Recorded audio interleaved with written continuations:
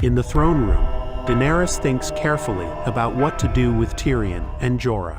She asks Tyrion why she should not kill him, explaining that the Lannisters are enemies to her family. In response, he says that he has killed both of his parents, and because of that, he is also an enemy to the Lannisters.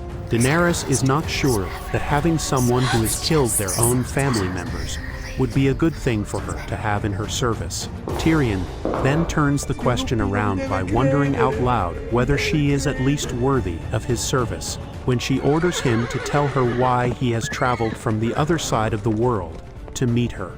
He explains that he learned about her story from things people have said, and from Varys. He says that she, a lost girl who was born during a storm, and who, with almost no help from anyone, managed to gather a group of barbarians, build them into a real fighting force, take over 3 cities, put an end to the slave trade, and hatch 3 dragons, might be a reason worth living for, at a time when he had lost everything he had ever lived for up to that point. He adds that even though Daenerys has a strong army and huge dragons, she still needs his guidance, because she lacks experience in politics and does not have practical knowledge about the land of Westeros. She eventually agrees to let him live, but then asks what should be done about Jorah. She seems ready to carry out her earlier threat of killing him if she ever saw him again, because it would not be acceptable for a queen to break her word. Tyrion speaks up in defense of Jorah. He points out that Jorah is clearly loyal to her, and may even be in love with her. However, Tyrion also admits that Jorah did not trust her enough to tell her that he had been spying on her for King Robert.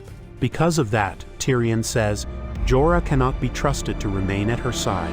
Still, Tyrion argues that just as a queen should keep her promises, she should also avoid killing those who are loyal to her. Daenerys sends Jorah away from the city and orders him not to come back. While thinking about the grayscale disease on his body, Jorah goes back to Yezzan Zo Kagas and offers to fight as his warrior. He gives his word that he will guide Yezzan's team to the Great Pit and win the tournament for the queen. After that, Yezzan can earn a large amount of money by selling Jorah on the illegal market. Later, Tyrion and Daenerys are sitting together in her solar room, where they have a conversation about their personal goals and desires for power. During their talk, Tyrion mentions what a terrible father Tywin was to him. In response, Daenerys admits that she no longer holds any false beliefs or idealistic views about her own father. She then shows curiosity about the specific details and situation surrounding how Tyrion killed Tywin. Tyrion answers her in a dry, slightly humorous way, promising that if she decides to spare his life and not execute him, then one day he will tell her the whole story. However, he adds that on that particular day, they will need a much larger amount of wine than the big decanter they are currently drinking from. In their conversation, they talk about what role Varys plays in their story. Tyrion tells Daenerys that he trusts Varys, and adds that Varys is probably the reason she was not killed many years ago. Tyrion had been persuaded by Varys that Daenerys could become the kind of ruler who truly deserves Tyrion's loyalty and support. Daenerys makes the decision that Tyrion can continue to work as her advisor. However, she takes away his wine, because a person who is always drunk cannot help her in any useful way. When Tyrion asks Daenerys what kind of advice she is looking for, he almost rolls his eyes when he hears that she wants to sit on the Iron Throne. He then offers a different idea, suggesting that she might prefer to stay in the region of Slaver's Bay and build a completely new kingdom for herself in the city of Meereen. To support his suggestion, he praises her for deciding to open the fighting pits again, and also for planning to enter a political marriage in the near future. She tells him that she will stay, help bring things back to order, and make sure the slave trade does not start again. But she makes it clear that Essos is not her true home. Tyrion then asks who will back her in Westeros. Daenerys answers, somewhat hopefully, that the ordinary people will support her.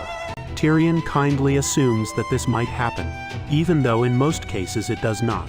Then Tyrion asks her what it was like to rule Meereen with only the common people on her side. while not having the support of the wealthy. Meereen has been in chaos because it lacked the combined backing of both the great masters and the common folk. He then connects this to Westeros and its great noble families. He points out that House Targaryen and House Stark are basically finished because of the actions of their two terrible fathers. Neither House Lannister nor House Baratheon of Dragonstone will ever agree to support her claim to the throne. This is because of the troubled past both families have had with the Targaryens. Tyrion points out that this leaves only House Tyrell, who might be willing to change sides. The reason for this is Cersei's recent plots and actions against them. However, even if the Tyrells join her, Tyrion says that this still would not be enough to secure victory. Daenerys stubbornly compares the great houses, including her own family, House Targaryen, to the spokes on a wheel. She explains that one house is on top for a while, then another takes its place, and this pattern keeps repeating endlessly. All the while, the common people are crushed underneath as these powerful families fight to be the ruling house. Tyrion responds with a sarcastic warning that other people in the past have also dreamed of stopping this wheel from turning. But Daenerys makes it clear that she does not simply want to stop it. Instead, she plans to break it completely.